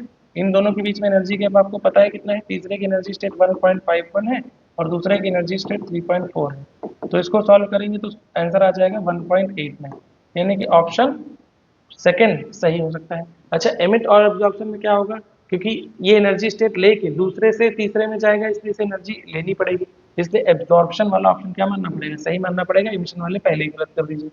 तो इस तरह से इस प्रॉब्लम को सॉल्व कर सकते हैं। देखिए सर्किट की प्रॉब्लम है, आसान सी प्रॉब्लम है, हम किरचॉफ से इसको सॉल्व करेंगे। करंट चूंकि डिस्ट्रीब्यूशन ऑलरेडी दे दिया गया है, इसलिए बस हमें लूप सॉल्व करने हैं, 2 लूप में आंसर आ जाना चाहिए क्योंकि 3 अननोन दिए हुए हैं। तो जरा देखिए पहला सर्किट में देखा जाए तो I1 की वैल्यू क्या हो जाएगी, I2 plus I3। Equation number 1 Kirchhoff's लगाना इजी रहता है, बच्चों को बिना डरे किरचॉफ्स लगाना चाहिए, क्योंकि थोड़ी सी प्रैक्टिस पर किरचॉफ बड़ी आसानी से लगता है। जैसे यहाँ पर देखिए एक ये लूप ले लीजिए, एक ये लूप ले लीजिए, जैसे आप 2 लूप लेंगे उनका सोल्यूशन बनाएंगे आंसर आ जाएगा। हमारे पास देखिए क्या है, पहले हम अंदर वाला लूप लेते हैं तो 3 वोल्ट है। करंट की डायरेक्शन देखिए I3 के उल्टा जा रहा है तो प्लस 10 I3 कर दो, और फिर इस छोटे से लूप 6 ओम से जाओगे तो करंट की डायरेक्शन में जा रहा है 6I2 कर दो इक्वल टू 0 कर दो। इसको इधर उधर भेज देते हैं तो हमारा रिजल्ट आ जाएगा 3 बराबर 6I2 minus 10I3, equation number 1। अब दूसरे बड़े से लूप में जाएंगे तो 4.5 वाले से चलते हैं। देखिए 4.5 बैटरी को पार हमने कर लिया, फिर इस रजिस्टर से पार किया तो माइनस 3I1, फिर उस 6 ओम से पार किया तो minus 6 of I2 equal to क्या कर दीजिए 0। इसको सॉल्व करें तो देखिए 3I1 plus 6I2 equal to क्या आ गया 4.5। इक्वेशन नंबर हमारा 2 हो गया। एक बात और, I1 प्लस I2 की वैल्यू I2 प्लस I3 की वैल्यू I1 के बराबर होगी, तो जहां पर हमें जरूरत पड़े हम इसको रिप्लेस कर सकते हैं। तो अगर हम इसको सॉल्व करने जाएं तो हम कैसे सॉल्व करेंगे, पहले इस I1 को रिप्लेस कर दें, I2 प्लस I3 कर दें, I2 प्लस I3 प्लस 6I2 इक्वल टू 4.5। इक्वेशन 2 को फिर से रीड्रॉ कर रहे हैं, फिर से रीराइट कर रहे हैं। तो देखिए 3I2 हो गया, 3I3 हो गया, और ये हो गया 6I2 इक्वल टू 4.5। सोल्यूशन बनाने पर ये देखिए हमें दिख रहा है 3I3 plus 9I2 equal to 4.5। देखिए यहाँ 6i2 है, यहाँ पर 9i2 है। अगर हम इस मतलब पहले इक्वेशन और इस तीसरे इक्वेशन का सोल्यूशन बनाएं तो हम रिजल्ट बना सकते हैं। यहाँ भी देखिए 6i2 है 10i3, तो किसी तरह से अगर हम यहाँ i2 की वैल्यू उठा के वहाँ रख दें तो रिजल्ट हमें मिल जाएगा। ठीक है, या तो एलिमिनेट कर दें, यहाँ 6i2 बना लें या तो 9i2 बना दें। तो हम क्या करते हैं 1.5 से इसको डिवाइड कर देते हैं, तो डिवाइड बाई 1.5। देखिए यहाँ सोल्यूशन में ही सबसे इंपॉर्टेंट आता है, तो यहाँ देखिए 2i3 आ गया, ये 6i2 आ गया और ये 3 हो गया। इक्वेशन नंबर इसको 4 कर दीजिए। अब पहले और चौथे का इस्तेमाल करते हैं। देखिए यहाँ 6i2 यहाँ 6i2 दोनों को घटा देते हैं, तो यहाँ पर लिखिए 6i2 मतलब 10i3 यहाँ कर दें प्लस 6i2 कर दें और यहाँ 3 कर दें। देखिए माइनस का प्लस हो गया, यहाँ माइनस हो गया, यहाँ माइनस हो गया। अब कुछ भी हो क्या फर्क पड़ता है, यहाँ तो जीरो आ गया, तो i3 की वैल्यू देखिए क्या आ गई, जीरो। अब i3 अगर जीरो आ गई तो इससे हमारी समस्या का समाधान ही हो गया, क्योंकि i1 और i2 क्या हो जाता है, बराबर हो जाता है। अब i1 i2 बराबर, तो कुछ लगाने की जरूरत नहीं, क्योंकि i3 एक ही ऑप्शन में क्या है, जीरो है, फोर्थ ऑप्शन क्या हो जाएगा, करेक्ट हो जाएगा। इस तरह से किरचॉफ लॉ का इस्तेमाल आप निश्चिंत होकर करें, इक्वेशन बनाए, एलिमिनेशन करें, आंसर आ जाता है। देखिए बड़ा ही आसान प्रॉब्लम है। कह रहे हैं दो स्प्रिंग हैं जो किसी ब्लॉक से लटकाई गई हैं और उनका पूछा गया है कि फ्रीक्वेंसी क्या हो। तो हमें पता है कि टाइम पीरियड और फ्रीक्वेंसी का फॉर्मूला क्या होता है, फ्रीक्वेंसी होती है 1/2 पाई रूट ओवर के इफेक्टिव बाई एम। बस के इफेक्टिव आपको ढूंढना है। दोनों देखिए सीरीज में लगे हुए हैं, तो के इफेक्टिव की वैल्यू k/2 हो जाएगी और आंसर हमारा आ जाएगा। वैल्यूज रख दीजिए। देखिए कहाँ k/2m कहाँ पर है, तो यानी कि सेकंड ऑप्शन क्या हो जाता है, करेक्ट हो जाता है। इसमें कुछ करने की जरूरत ही नहीं है। देखिए इस प्रॉब्लम की बात करें तो ये फिर से हमारा रेडियो ट्यूनिंग सर्किट से आया है। कह रहे हैं हाफ पावर फ्रीक्वेंसी, एक कम एक ज्यादा। याद कीजिए क्या होता है, रेजोनेंट पावर से एक फ्रीक्वेंसी कम होती है जिसे लोअर बैंड फ्रीक्वेंसी कहते हैं, एक फ्रीक्वेंसी ज्यादा होती है जिसे अपर बैंड फ्रीक्वेंसी कहते हैं, जहां पर power drop maximum power drop का आधा होती है। तो उस तरह से देखा जाए तो यहाँ पर एक 100 मेगाहर्ट्ज है, एक 120 मेगाहर्ट्ज है। तो रेजोनेटिंग फ्रीक्वेंसी जो निकाली जाती है वो निकाली जाती है lower band frequency into upper band frequency. लेकिन हम रेजोनेटिंग फ्रीक्वेंसी को सीधा इनका एवरेज बना के भी निकाल सकते हैं, FU/2। ठीक है, याद रखिएगा चीट मेथड है लेकिन लगा सकते हो। तो देखा जाए 100 120 बटा 2 करेंगे तो 110 मेगाहर्ट्ज आ जाएगा। नियरली आंसर इसी के बराबर आता है। तो 110 मेगाहर्ट्ज हमारी रेजोनेंट फ्रीक्वेंसी हो गई। अच्छा बैंडविड्थ की बात करें 2 डेल्टा ओमेगा, तो उन दोनों के बीच में जो गैप होता है अपर बैंड और लोअर बैंड, मतलब इस केस में देखा जाए तो 20 मेगाहर्ट्ज, वो हमारा आ गया बैंडविड्थ आ गया। अब बैंडविड्थ आ गया और हमारी रेजोनेटिंग फ्रीक्वेंसी आ गई, तो बड़ी आसानी से आप क्या निकाल सकते हैं, हमारा जो क्वालिटी फैक्टर है वो निकाल सकते हैं। क्या लिखते हैं, resonating frequency divide by 2 delta omega. Solve करेंगे देखिए कितना आ जाएगा, 110/20। सोल्यूशन आया 5.5। इस तरह से फोर्थ ऑप्शन क्या हो जाएगा, करेक्ट हो जाएगा। देखिए इस प्रॉब्लम को भी हम बड़ी आसानी से सॉल्व कर सकते हैं। कह रहे हैं कि ग्राफ दिया है डब्ल्यू और क्यू का, थोड़ा सा अलग बनाया गया है क्वेश्चन में। डब्ल्यू और क्यू का ग्राफ दे दिया गया है। कह रहे हैं कि ये जो प्रोसेस है वो आइसोबैरिक है। ठीक है, कह रहे हैं कि आइडियल गैस का वर्क डन वर्टिकल और हॉरिजॉन्टल एक्सिस पे बताया गया, प्रोसेस आइसोबैरिक है। तो आइसोबैरिक प्रोसेस अगर है तो उसका वर्क डन कैसे निकालते हैं बताओ। वर्क डन तो हमेशा पी डेल्टा भी, लेकिन आइसोबैरिक में वो एनआर डेल्टा टी के बराबर होता है, हर जगह नहीं, केवल आइसोबैरिक में और आइसोबैरिक। अब अगर ऐसा हो जाता है तो इसकी टोटल एनर्जी याद होगा आपको, लिखा जाता है एनसीपी डेल्टा टी। अगर हम इन दोनों का रेशियो देखें तो उसका slope W by delta Q जो बनेगा वो क्या बनेगा, स्लोप। और यहाँ स्लोप हमारा हो जाएगा, यहाँ सीपी है तो यहाँ एन आर डेल्टा टी है, तो हम क्या लिख सकते हैं बताइए, R by C P. R by C P की वैल्यू हमें मिल जाएगी कितनी है, जरा देखिए, पहले वर्गन ऊपर लिखिए 32/80। सॉल्व करेंगे तो हमारा आंसर कुछ आ जाएगा। देखिए C P by R is equals to हो गया कितना, इसको कट कर देते हैं, ये 5 आ गया 2/5, या 5/2 आ जाएगा सॉरी यहाँ पर, तो 5/2 आ गया। अब Cp की वैल्यू देखिए 5/2 ऑफ आर। ये बताइए Cp 5/2 ऑफ आर किस गैस के लिए होती है, तो उसका जवाब होता है मोनोएटॉमिक। अगर मोनोएटॉमिक गैस की बात कही जाए तो यहाँ एक ही ऑप्शन है हीलियम का, वही क्या हो जाएगा, करेक्ट चॉइस बन जाएगा। Cp की वैल्यू याद है, आ गया। अगला क्वेश्चन कह रहा है कि दो बॉडीज हैं जिनके मटेरियल अलग अलग है, सरफेस एरिया सेम है, उनको सिमिलर मटेरियल से कोट किया गया है और सेम टेम्परेचर तक हीट किया गया है, फिर वो कूल करने के लिए अलाउ किए गए हैं। तो dq/dt rate of loss of heat हो और dθ/dt rate of fall of temperature हो, तो करेंट dq/dt सेम होंगे but dθ/dt is different, dq/dt is different, dθ मतलब रेट ऑफ हीट लॉस और रेट ऑफ टेम्परेचर सेम, इसके बारे में हम चर्चा कर रहे हैं। तो हम यहाँ पर जरा देखा जाए तो dq/dt किस पर निर्भर करता है ये बात कर लेते हैं। तो dq/dt rate of heat loss, rate of heat loss तो स्टीफन लॉ अलाउ करेगा, T⁴ माइनस T⁴। जरा देखिए क्या यहाँ पर एरिया सेम है, तो जवाब यहाँ सेम एरिया है। डी T/4 और T⁴ सब टेम्परेचर ऑफ सराउंडिंग भी सेम हो गए हैं, तो ये देखा जाए तो चूंकि सेम कोटिंग की गई है तो ये सेम रहेगा दोनों के लिए।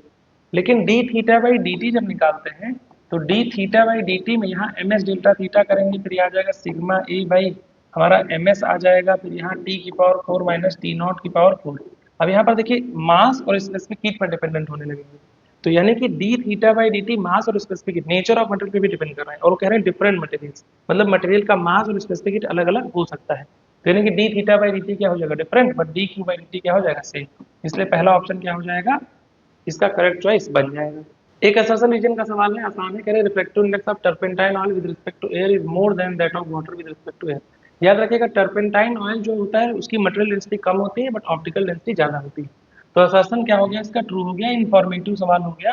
टर्पेंटाइन ऑयल बहुत कॉमन एग्जाम्पल है जिसका क्या होता है मटेरियल डेंसिटी कम होता है बट ऑप्टिकल डेंसिटी ज्यादा है। अब कह रहे हैं mass density of turpentine oil is more than that of water, गलत हो गया। इसी वजह से तो क्या होता है कि उसको एग्जाम्पल में चुना जाता है क्योंकि मास डेंसिटी कम है बट ऑप्टिकल डेंसिटी ज्यादा है, इसलिए रीजन क्या है याद रखिएगा फॉल्स। एक तरह से याद रखिएगा एक्सेप्शनल बिहेवियर दिखाता है, इसको याद रखिएगा टर्पेंटाइन ऑयल जिसका मास डेंसिटी पानी से कम होता है बट ऑप्टिकल डेंसिटी पानी से ज्यादा होता है। देखिए पोलराइजेशन का बिल्कुल सिंपल सा प्रॉब्लम पीवाईक्यू में कई बार आया है, इसको देखिए गौर से। करेक्ट पोलराइड है वो दो लाइट्स को एनालाइज करता है जिनकी इंटेंसिटी डिफरेंट डिफरेंट है, और वो ऐसे है कि बी की इंटेंसिटी उससे ना निकले बट ए की इंटेंसिटी और ए और बी एक दूसरे से परपेंडिकुलर भी है। अब कह रहे हैं कि जहां पर ये है वहां से 30 डिग्री रोटेट किया गया है और ऐसे रोटेट किया गया है कि दोनों जो बीम्स है वो इक्वल इंटेंसिटी दिखाने लगती है। तो कह रहा है कि आई ए और आई बी की इंटेंसिटी बताइए। तो पहले आई ए और आई बी की बात करते हैं, तो ये परपेंडिकुलर है और B की इंटेंसिटी पोलराइड ऐसे रखा है इससे नहीं निकल रहा है, यानी कि B की इंटेंसिटी A के पैरेलल होगा, B से परपेंडिकुलर होगा, तभी यहाँ पर IA तो गुजर रहा है लेकिन IB जो है वो क्या है जीरो। अब इसको घुमा दिए हैं, घुमाए हैं तो यानी कि A के लोकेशन से घुमाए होंगे, तो मान लेते हैं इसकी नई पोजीशन कुछ ऐसे हमने बना दी है। याद रखिएगा ये पोलराइड एक्सिस है, यहाँ पर इसलिए बनाया ताकि आप आसानी से समझ सकें। ये थीटा देखिए 30 हो गया, ये वाला कितना हो गया 60। तो अब दोनों इंटेंसिटीज बराबर बराबर दिख रही हैं, मतलब I A cos square 30 is equals to I B cos square 60। याद रखिएगा जब दिक्कत हो तो पोलराइड एक्सिस यहीं पर बना लिया कीजिए। तो आई ए बाई आई बी की वैल्यू आ गई, देखिए कॉस कॉस 60, अब आपका कॉस स्क्वायर 60 कितना हो जाएगा जरा सोचिए 1/4, और कॉस स्क्वायर 30 कितना हो जाएगा 3/4, 4 कैंसिल आउट, आंसर आ गया 1/4। इसलिए फर्स्ट ऑप्शन क्या हो जाएगा इसका करेक्ट चॉइस हो जाएगा। देखिए प्रॉब्लम बहुत आसान है अगला वाला, इसको हम लोगों ने कई बार किया है। कह रहे हैं ए बी सी तीन प्लेट्स हैं, क्यू -5 क्यू 10 क्यू चार्ज दिए हैं, सी वाले के इनर और आउटर सरफेस पे चार्ज देता हूँ। तो आसान है, हम जानते हैं इसको कैसे सॉल्व करना है। यहाँ क्यू बना लिया, यहाँ -5 क्यू बना लिया और यहाँ 10 क्यू बना लिया। क्योंकि केवल इसी पे बात करनी है इसलिए सबके चार्ज को इंड्यूस कर देते हैं इसी पे। तो यहाँ पर बस फ्रंट फेसिंग इंडक्शन यूज करेंगे, तो यहाँ देखिए कितना है -5k/2 है, यहाँ -5k/2 है, यहाँ q/2 है और यहाँ पर भी q/2 है। यहाँ इसका 5q है और यहाँ इसका 5q है। इंडक्शन बनाते हैं, पहले इसको यहाँ इंड्यूस कर देते हैं, बाहर की तरफ इंड्यूस कर देते हैं, q/2 को यहाँ इंडक्शन में लाते हैं, यहाँ लाते हैं और यहाँ ले जाते हैं और फिर यहाँ ले आते हैं, सब कुछ ला के चार्ज जोड़ लेते हैं। अब यहाँ पर देखिए कितना हो जाएगा, इस सरफेस की बात करें तो 5q, यहाँ +5q/2, याद रखिएगा ये वाला इंड्यूस हुआ, यहाँ q/2 का -q/2 plus q/2 -q/2 -q/2, तो ये इनर सरफेस पर हुआ सी वाले के। देखिए सॉल्व करते हैं, यहाँ आ जाएगा 5q and this is 4q/2, that is कितना आ जाएगा 7q। तो इनर सरफेस पे 7q आ जाएगा। आउटर सरफेस की बात करें तो देखिए कितना आ रहा है 5q।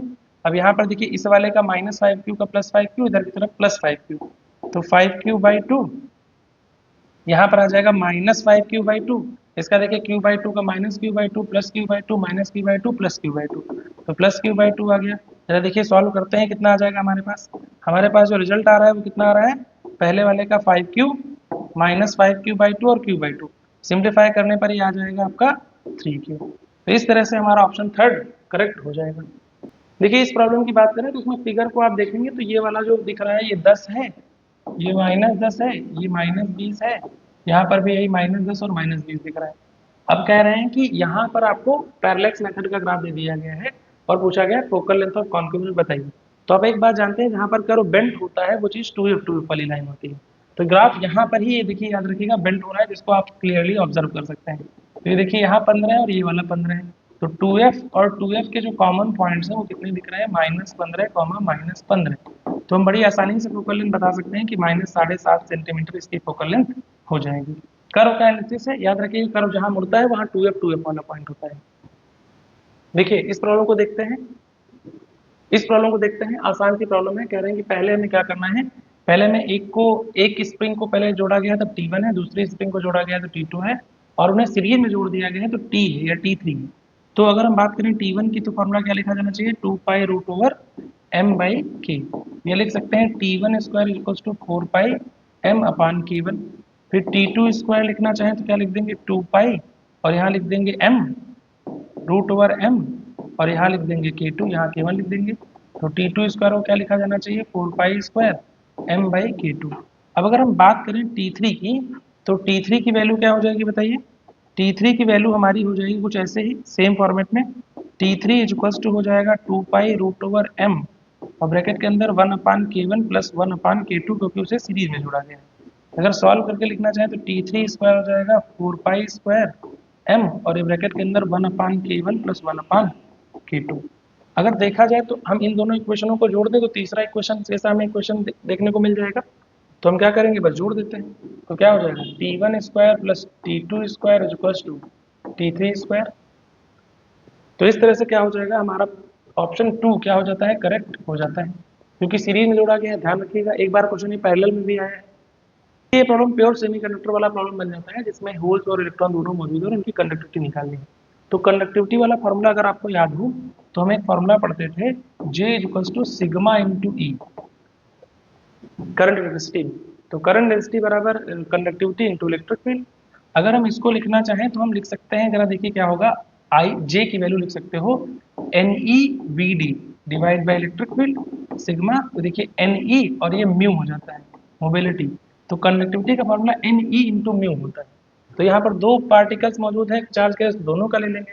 तो सिग्मा बराबर क्या हो जाएगा, sigma of electrons plus sigma of holes. तो सबकी वैल्यू रख देते हैं, एन ई म्यू इलेक्ट्रॉनों के लिए, और फिर एन ऑफ होल्स, चार्ज तो बराबर रहेगा, म्यू ऑफ होल्स रख देते हैं। यहाँ पर देखिए दोनों के नंबर्स क्या है, याद रखिएगा, वो सेम है, लेकिन दोनों की जो म्यू है, मतलब क्या कहते हैं आपकी मोबिलिटी, वो डिफरेंट डिफरेंट है। बाकी सब कुछ सेम ही है, तो एन और ई बाहर ले लीजिए, mu of e plus mu of hole कर दीजिए। नंबर्स रख लीजिए, कितना है 1.072 10 टू द पावर 10 पर सेंटीमीटर क्यूब है। तो उसका भी ख्याल रखिएगा कि पर सेंटीमीटर क्यूब मीटर में कैसे रखा जाएगा, लेकिन आंसर सेंटीमीटर में है तो कोई दिक्कत नहीं है। अब दोनों की वैल्यू रख लीजिए, म्यू ई इंटू ई, म्यू एन रख दीजिए, म्यू एच रख दीजिए, तो कितना हो जाएगा 1350 प्लस 480। अब इलेक्ट्रॉन का चार्ज भी लगे, यहाँ पर रख दीजिए 1.6 10 टू द पावर माइनस 19। सब कुछ सॉल्व करेंगे, सॉल्व करने पर आंसर हमारा आएगा पहला वाला 3.14 into 10 to the power minus 6 ohm inverse centimetre. याद रखिएगा महो जो दिया हुआ है वो ओम इनवर्स होता है। देखिए अगर हम इस प्रॉब्लम को देखें तो एक आसान सा प्रॉब्लम है, बस इसमें पूछा गया है कि कौन सा फिगर सही है फ्री बॉडी डायग्राम। और ये एनएलएम का जैसा प्रॉब्लम लगता है, लेकिन ये है वास्तव में रोटेशन का। तो जरा देखिए, जब आप किसी चीज को ढकेलते हैं पीछे से और उसके कन्फिग्रेशन दिए हों, तो जो अगला हिस्सा है वो नीचे की तरफ दबता है। ऐसा होता है तो सिचुएशन में मतलब समझ लीजिए नॉर्मल फोर्स है वो आगे की तरफ क्या होता है, शिफ्ट होता है। अगर ये बात आप याद रखेंगे तो एक्सपेरिमेंटली इसका जवाब दे सकते हैं। याद रखिएगा नॉर्मल और एमजी दोनों एक पॉइंट पर नहीं लगते, याद रखिएगा अगले हिस्से पर दबाव ज्यादा होता है। अगर आप पीछे पीछे से किसी को उठाते हैं, यहाँ से ढकेलेंगे तो बॉडी उठने की कोशिश करेगी, टॉपल करने की कोशिश करेगी, इसलिए अगले हिस्से पर दबाव क्या होता है, बढ़ता है, यानी कि नॉर्मल थोड़ा सा आगे लगता है। एमजी ठीक है, फ्रिक्शन ठीक है, फोर्स ठीक है, नॉर्मल बस थोड़ा सा आगे लगा दीजिए, आंसर सही हो जाएगा। पहला वाला आंसर यहाँ पर सही नहीं माना जाएगा। देखिए इस प्रॉब्लम की बात करें तो हिस्टेरेसिस का है, डिलीटेड चैप्टर से आया है, लेकिन हम इसका इस्तेमाल कर लेंगे। एक फॉर्मूला याद रखिएगा आप, यहाँ पर कह रहे हैं कि हिस्टेरेसिस लूप का एरिया दे दिया है, 10 केजी मीटर रखा गया है, और उसमें अल्टरनेटिंग फील्ड जो 50 हर्ट्ज से आगे बार बार ऊपर नीचे हो रहा है वो दिया गया है। तो 1 घंटे में कितना एनर्जी लॉस करेगा, अगर डेंसिटी मटेरियल का दे दिया है। तो याद रखिएगा इसका जो फॉर्मूला होता है एनर्जी का, वो होता है क्या, volume into area of loop, मतलब hysteresis loop, into frequency into time. Volume निकालने के लिए मास अपॉन डेंसिटी कर सकते हैं, एरिया ऑफ लूप लिख सकते हैं, इंटू फ्रीक्वेंसी इंटू टाइम लिख सकते हैं। मास आपको दे दिया है 10, इसका डेंसिटी दिया है 7.5 इंटू 10 टू द पावर 3 ग्राम पर सेंटीमीटर क्यूब को मीटर में बदल लिया है। एरिया ऑफ लूप आपको 250 दिया है, फ्रीक्वेंसी इसमें 50 हर्ट्ज दे दिया है, और 1 घंटे की बात कर रहे हैं, मतलब 3600 टाइम की बात कर रहे हैं। अगर हम सॉल्व करते हैं तो बड़ी आसानी से इसका आंसर हमें मिल जाए 6 into 10 to the power 4 joule. तो इस तरह से आपका पहला ऑप्शन क्या हो जाता है, करेक्ट हो जाता है। फॉर्मूला याद रखेंगे तो आंसर आ जाएगा, वैसे याद रखने की जरूरत नहीं क्योंकि सिलेबस से बियॉन्ड है। देखिए अगला क्वेश्चन जो है वो है कि एक शॉर्ट बार मैग्नेट है, इसका मैग्नेटिक मोमेंट दे दिया गया, उसको यूनिफॉर्म मैग्नेटिक फील्ड में रख दिया गया है, अनस्टेबल इक्विलिब्रियम में है, पोटेंशियल एनर्जी। तो आप जानते हैं अनस्टेबल स्टेट में potential energy m into B होती है, स्टेबल स्टेट होता है तो plus M B, torque zero है। याद रखिएगा एंगल इसका 180 डिग्री होता है, तो मल्टीप्लाई कर दीजिए, यहाँ 0.6 हो जाएगा, 0.32 हो जाएगा, आंसर 0.192 जूल हो जाएगा, और पहला ऑप्शन क्या हो जाएगा, करेक्ट हो जाएगा। डायरेक्ट फॉर्मूला इसमें लगाया जा सकता है, बस अनस्टेबल का ख्याल रखना है। इस प्रॉब्लम की बात करें तो एक आसान सा प्रॉब्लम दिया हुआ है, कह रहे हैं कि x की वैल्यू a प्लस दी है और मैक्सिमम परसेंटेज एरर की बात इन्होंने की है कही। अब यही क्वेश्चन में समझ लीजिए सबसे बड़ा ट्रैप फंसा हुआ है, क्योंकि हम a डॉट बी वाले फ्रिक्वेंटली यूज करते हैं, या a प्लस बी वाला कोड दिया गया है।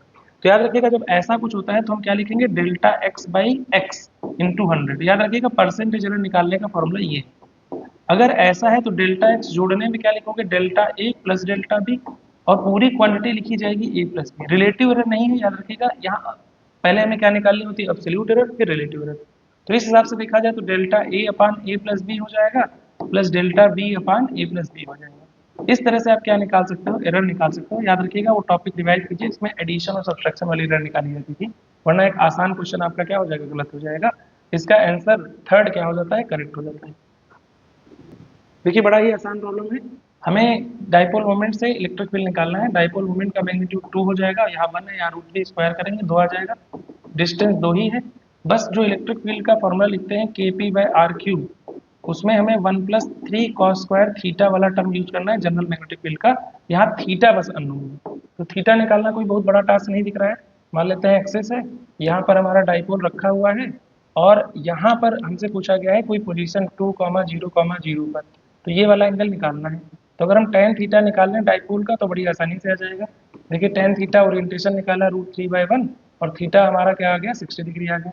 सबकी वैल्यू उठा के रख दिया, आंसर आ जाएगा। देखिए k हो गया, p हमारा 2 है, 2 का क्यूब है, यहाँ लिखा गया 1 प्लस 3 कॉस स्क्वायर 60 रख दिया गया, कॉस स्क्वायर 60 हो जाएगा k/4, यहाँ लिखिए 1, यहाँ 3/4।